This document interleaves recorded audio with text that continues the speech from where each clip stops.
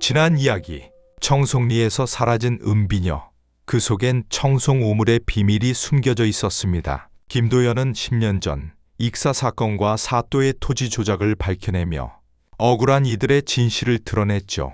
그날 이후 그는 조선을 떠돌며 새로운 의문을 쫓는 탐정이 되었습니다. 그리고 보름 뒤 또 하나의 사건이 그를 부릅니다. 소나무 숲이 마을을 감싼 송림마을은 부유한 곳으로 알려져 있었습니다. 김도연이 마을 어귀에 도착했을 때 한 사내가 급히 달려왔습니다. 선비님, 드디어 오셨습니까?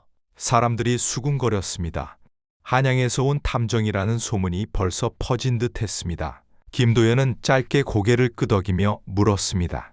실종된 분은 어디 계십니까? 신랑댁 별채입니다. 이리 오십시오. 김도연은 사내를 따라 큰 기와집으로 향했습니다.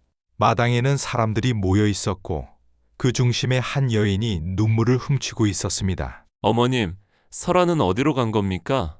젊은 남자의 목소리가 떨렸습니다. 신랑이겠죠. 김도연은 조용히 별채 앞으로 다가갔습니다. 문은 안에서 잠겨 있었습니다. 중년 부인이 떨리는 목소리로 말했습니다. 창문도 닫혀 있었고 아침에 문을 두드려도 대답이 없어서 문을 부수고 들어갔는데 신부는 없었습니다. 김도연이 별채 안을 살폈습니다. 방 안에는 홀레복이 가지런히 놓여 있었고 화장대 위에는 쪽지 한 장이 있었습니다.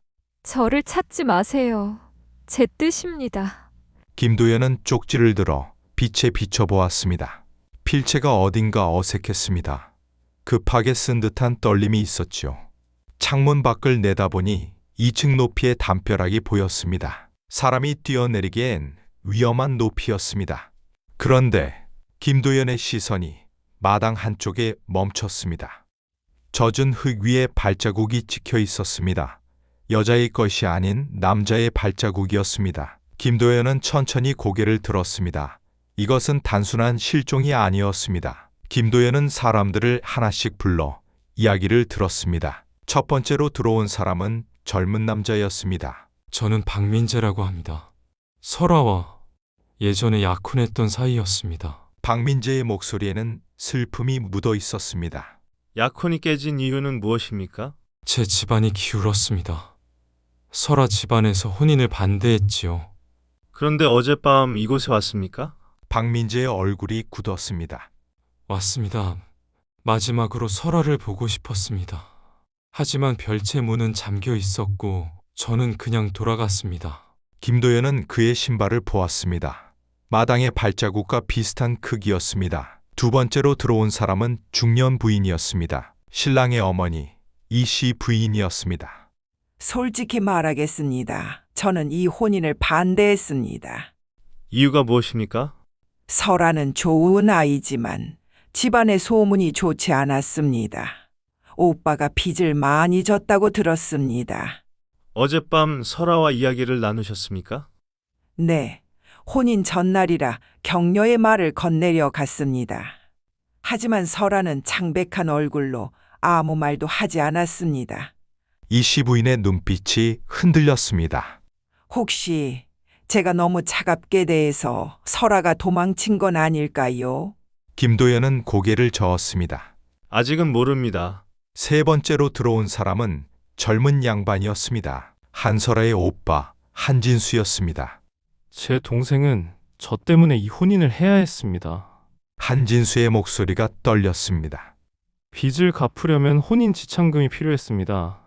설아는 반대했지만 저는 강요했습니다. 어젯밤 어디 계셨습니까? 집에 있었습니다.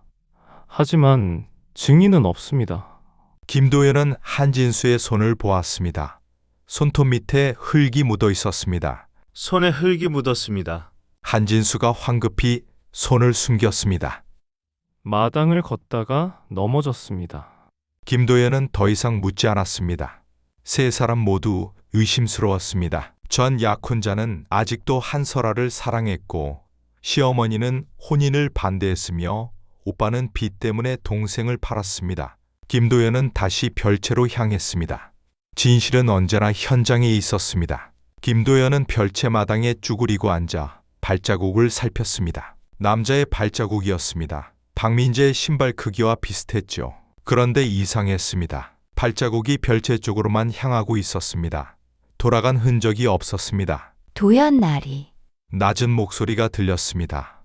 김도연이 고개를 돌리자 한 여인이 서 있었습니다. 윤설이었습니다. 기생 출신 정보원으로 김도연을 도와온 조력자였죠. 언제 왔습니까?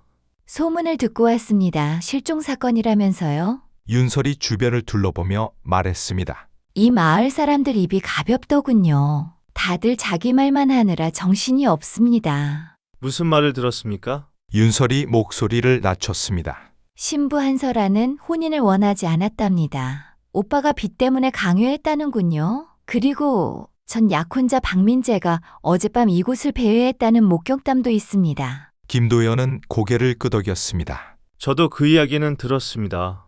그런데 김도연이 발자국을 가리켰습니다. 이 발자국은 들어온 흔적만 있고 나간 흔적이 없습니다.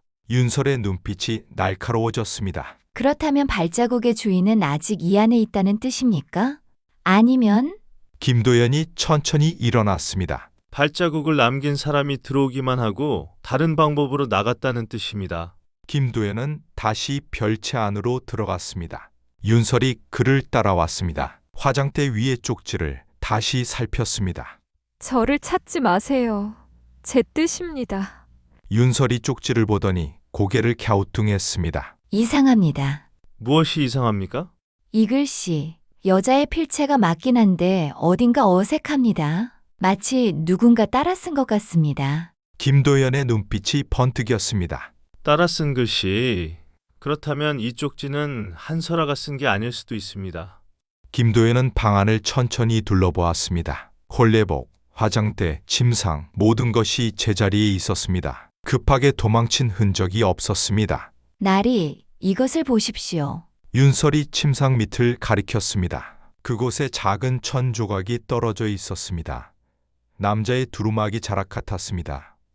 누군가 이 방에 있었군요. 김도연이 천 조각을 집어들었습니다. 밖으로 나오자 해가 중천에 떠 있었습니다. 김도연은 윤설에게 물었습니다. 이 마을에서 더 들은 이야기가 있습니까? 윤설이 잠시 망설이다 말했습니다. 한 가지 이상한 소문이 있습니다. 한설아가 혼인 전날 밤 누군가에게 편지를 보냈다는 겁니다. 편지를? 김도연의 표정이 굳어졌습니다. 만약 쪽지가 2개라면 진짜와 가짜를 구분해야 했습니다. 편지를 누구에게 보냈습니까? 김도연이 물었습니다.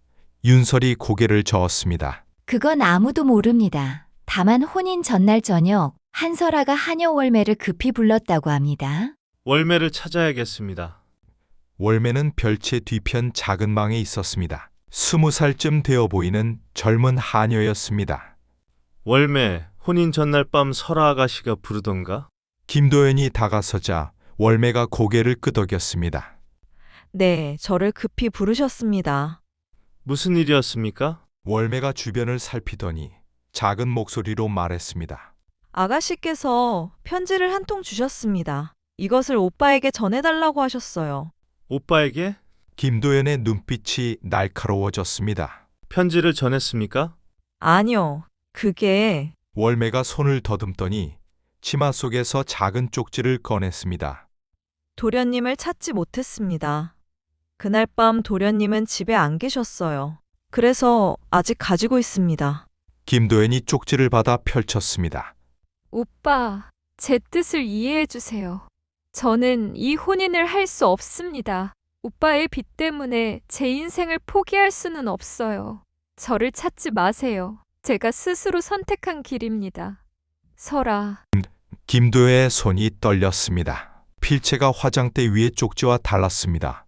이 글씨는 흘림체로 자연스럽게 흘러갔습니다. 윤설이 2 쪽지를 나란히 놓고 비교했습니다. 나리, 이것 보십시오. 화장대 위의 쪽지는 반듯하게 쓰여 있지만 이 편지는 급하게 쓴 흔적이 있습니다. 김도연이 고개를 끄덕였습니다. 화장대 위의 쪽지는 가짜입니다. 누군가 한설아의 필체를 흉내내어 쓴 것입니다. 그렇다면 진짜 쪽지는 이것이고 한설아는 스스로 도망친 겁니까? 김도연은 대답하지 않았습니다. 월매에게 물었습니다. 그날 밤 한진수 도련님이 어디 가셨는지 아십니까? 월매가 고개를 저었습니다. 모릅니다. 저녁 식사 후 외출하셨는데 밤늦게 돌아오셨다고만 들었습니다. 김도연은 별채 밖으로 나왔습니다. 해가 서쪽으로 기울고 있었습니다. 윤설이 조심스럽게 물었습니다. 나리, 한설아가 정말 스스로 도망친 겁니까? 김도연이 하늘을 올려다보며 말했습니다. 그렇게 보입니다. 하지만 아직 풀리지 않은 것이 있습니다. 김도연의 눈빛이 별채 창문을 향했습니다. 문은 안에서 잠겨 있었고 창문은 2층 높이였습니다. 마당의 발자국은 들어온 흔적만 있고 나간 흔적이 없었습니다. 한설아는 어떻게 밀실에서 빠져나갔을까요? 그 답을 찾아야 진실이 보일 것입니다. 김도연은 다시 사람들을 모았습니다. 알리바이를 확인해야 했습니다. 박민재를 먼저 불렀습니다. 어젯밤 몇 시에 이곳에 왔습니까? 해가 지고 나서였습니다. 술시쯤이었을 겁니다. 얼마나 머물렀습니까? 별채 앞에서 1시경 정도 서성였습니다. 하지만 문이 잠겨 있어서 그냥 돌아갔습니다. 김도연이 날카롭게 물었습니다. 누가 보았습니까? 박민재의 얼굴이 굳었습니다. 아무도 없었습니다. 하지만 거짓말이 아닙니다. 김도연은 더 묻지 않고 다음 사람을 불렀습니다. 이 시부인이 들어왔습니다. 부인, 어젯밤 설아를 만난 시간이 언제였습니까?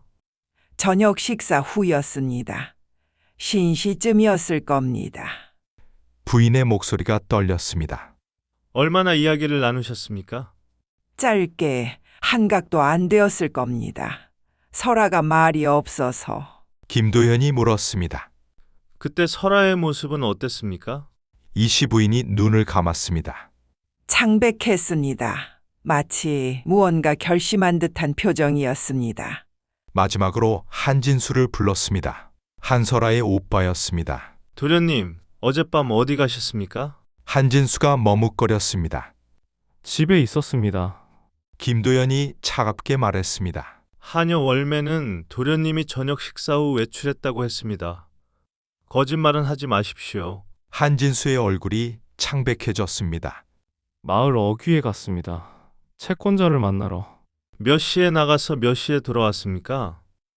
유시에 나가서 술시에 돌아왔습니다. 김도연의 눈빛이 날카로워졌습니다. 그 시간에 누가 보았습니까? 한진수가 고개를 숙였습니다. 채권자는 나타나지 않았습니다. 혼자 기다렸습니다. 윤설이 김도연에게 다가와 속삭였습니다. 나리, 이상합니다. 박민재는 술시에 왔다고 했고 한진수도 술시에 돌아왔다고 했습니다. 김도연이 고개를 끄덕였습니다. 같은 시간입니다. 그렇다면 둘 중 하나는 거짓말을 하고 있는 겁니까? 아니면 김도연이 천천히 말했습니다. 둘 다 진실을 말하고 있지만 중요한 것을 숨기고 있는 것입니다. 김도연은 마을 어귀 쪽으로 걸어갔습니다. 윤설이 따라왔습니다. 나리, 어디로 가십니까? 별채에서 마을 어귀까지의 거리를 확인해야 합니다. 두 사람은 천천히 걸었습니다. 한시경이 걸렸습니다. 김도연이 멈춰 섰습니다. 한진수가 유시에 출발해서 술시에 돌아왔다면 왕복 1시즌입니다. 하지만 마을 어귀까지는 왕복 1시즌이면 충분합니다. 그렇다면 한진수는 마을 어귀에만 간 것이 아닙니다. 김도연의 시선이 별채 쪽으로 향했습니다. 시간의 빈틈이 보이기 시작했습니다. 김도연은 다시 별채로 돌아왔습니다. 윤설이 물었습니다. 나리, 무엇을 찾으시는 겁니까? 출구입니다. 김도연이 창문 앞에 섰습니다. 2층 높이의 창문이었습니다. 사람이 뛰어내리기엔 위험한 높이였습니다. 그런데 김도연의 시선이 창문 밖 벽을 따라 내려갔습니다. 담쟁이 덩굴이 벽을 타고 올라와 있었습니다. 오래된 덩굴이었습니다. 나리, 설마. 윤설이 창밖을 내다보며 중얼거렸습니다. 김도연이 창문을 열고 덩굴을 잡아당겼습니다. 튼튼했습니다. 사람의 무게를 충분히 지탱할 수 있을 정도였습니다. 이것입니다. 김도연이 조심스럽게 덩굴을 따라 아래를 내려다보았습니다. 덩굴은 담벼락을 따라 땅까지 이어져 있었습니다. 한설아는 이 덩굴을 타고 내려갔습니다. 윤설이 고개를 끄덕였습니다. 그렇다면 밀실은 처음부터 밀실이 아니었던 겁니까? 그렇습니다. 문은 안에서 잠겨 있었지만 창문이 출구였습니다. 김도연이 창문 아래로 내려가 보았습니다. 덩굴 아래쪽에 작은 천조각이 걸려 있었습니다. 여자의 치마자락이었습니다. 윤설이 그것을 보더니 말했습니다. 한설아가 서둘러 내려가다가 치마가 찢긴 것 같습니다. 김도연이 땅을 살폈습니다. 덩굴 아래에는 작은 발자국이 있었습니다. 여자의 발자국이었습니다. 그런데 발자국은 숲 쪽으로 향하고 있었습니다. 나리, 한설아는 소나무 숲으로 도망친 겁니까? 그렇게 보입니다. 김도연은 다시 별채 안으로 들어갔습니다. 무언가 놓친 것이 있었습니다. 화장대 위에 가짜 쪽지를 다시 살폈습니다. 저를 찾지 마세요. 제 뜻입니다. 누가 이 쪽지를 남겼을까요? 김도연이 방 안을 천천히 둘러보았습니다. 침상 밑에 천조각, 마당의 남자 발자국, 그리고 창문의 덩굴. 윤설이 조심스럽게 물었습니다. 나리, 혹시 한설아를 도운 사람이 있는 겁니까? 김도연이 고개를 끄덕였습니다. 그렇습니다.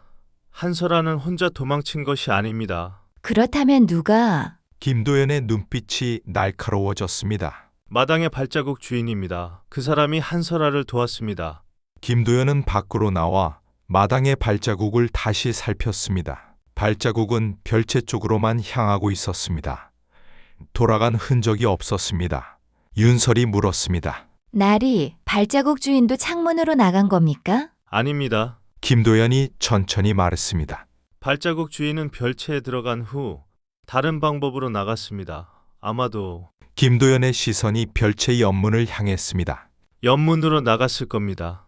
윤설이 옆문을 확인했습니다. 문이 잠겨 있지 않았습니다. 나리, 그렇다면 발자국 주인은 일부러 정문 쪽으로만 흔적을 남긴 겁니까?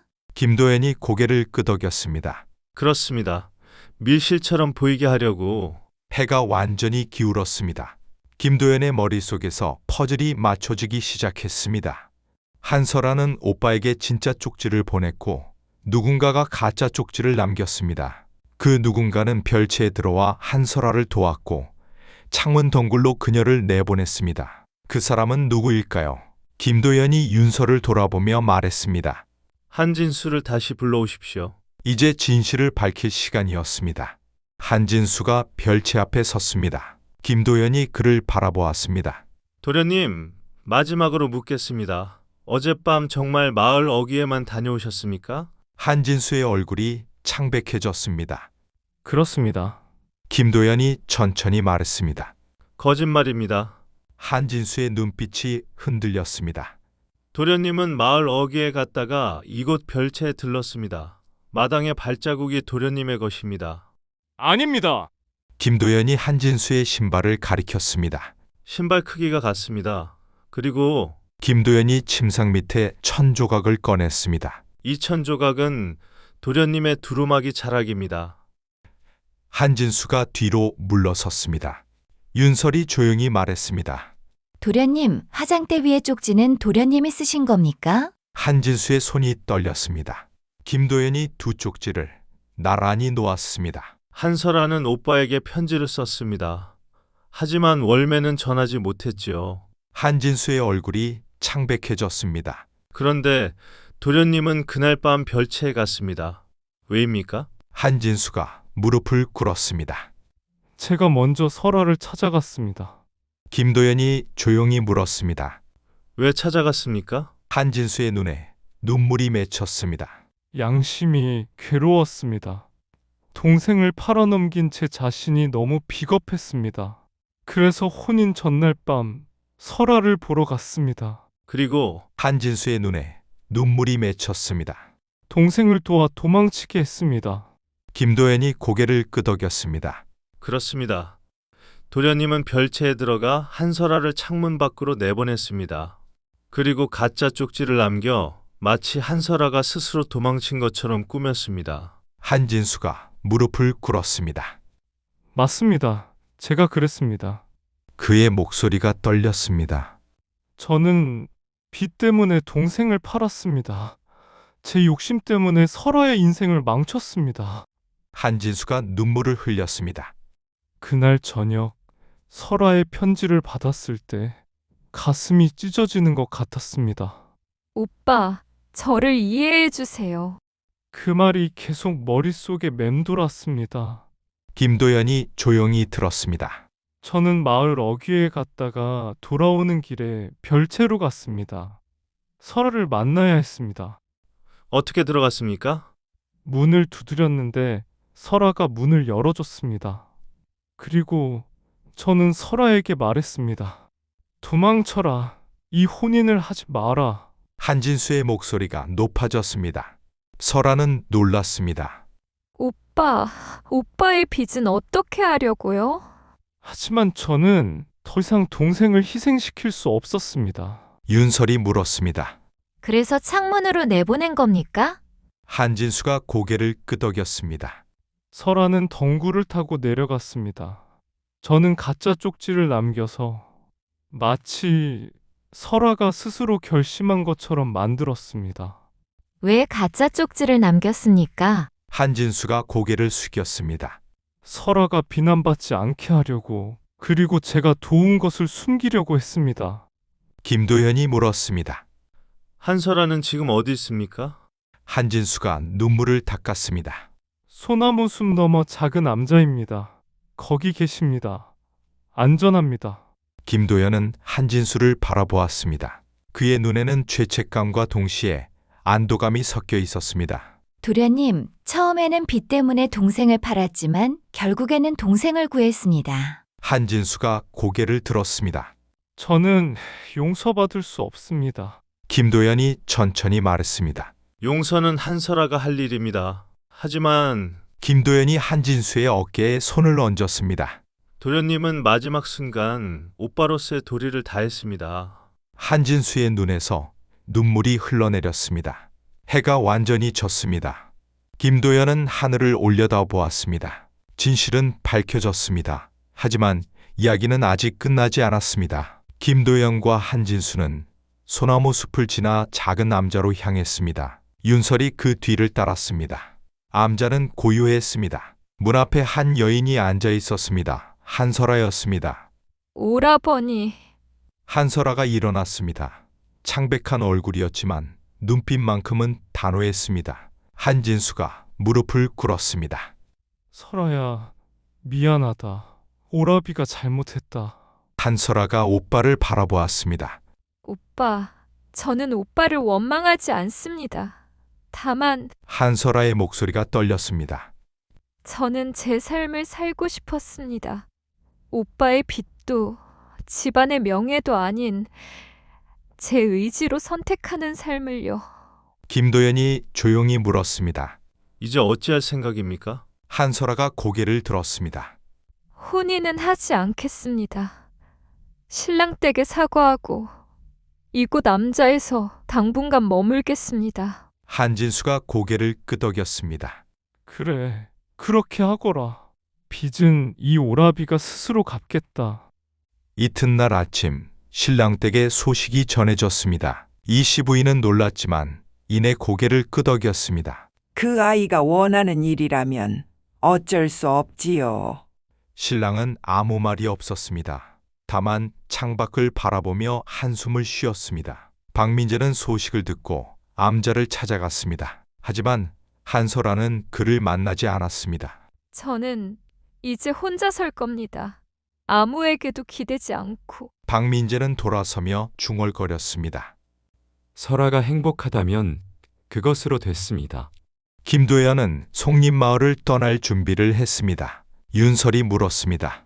날이 이번 사건은 범죄가 아니었습니다. 그저 한 여인이 자유를 선택한 것뿐이지요. 김도연이 고개를 끄덕였습니다. 그렇습니다. 하지만 그 자유를 얻기 위해 많은 사람들이 아파했습니다. 김도연이 암자 쪽을 바라보았습니다. 한설아는 자신의 길을 선택했습니다.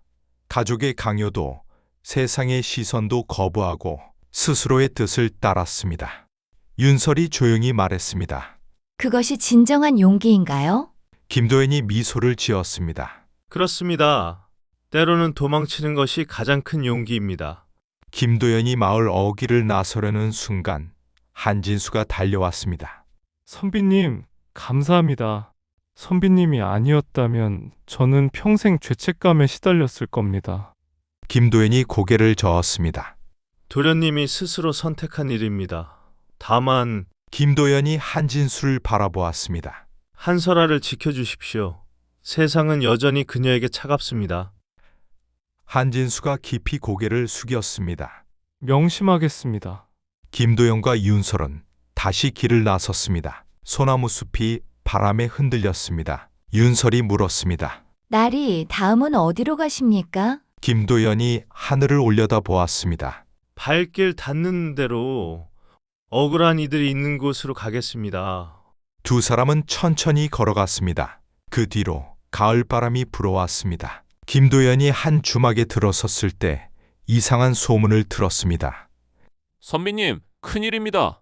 박서방네 곳간에서 쌀이 계속 사라진답니다. 도둑입니까? 그게 문은 잠겨 있었고 누구도 들어간 흔적이 없다는데요. 김도연의 눈빛이 번뜩였습니다. 또 다른 밀실. 이번엔 무엇이 숨겨져 있을까요? 윤설이 걱정스러운 표정으로 물었습니다. 나리, 이번엔 귀신이 아닐까요? 김도연이 미소를 지었습니다. 귀신은 없습니다. 다만 사람의 마음속 욕심이 있을 뿐이지요. 두 사람은 다시 걸음을 재촉했습니다. 제호와 사라진 곡식에서 계속됩니다.